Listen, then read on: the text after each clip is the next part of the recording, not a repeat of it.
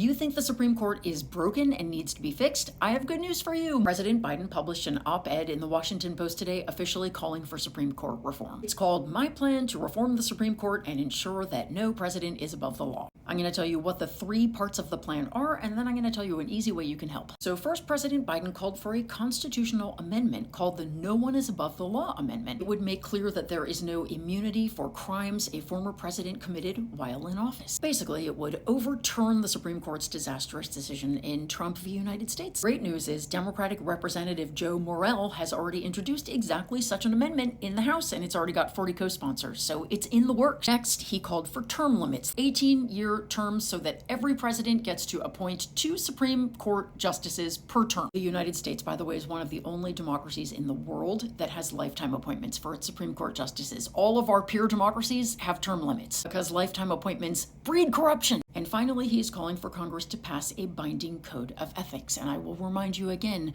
that every member of the federal judiciary has a binding and enforceable code of ethics except for the Supreme Court justices.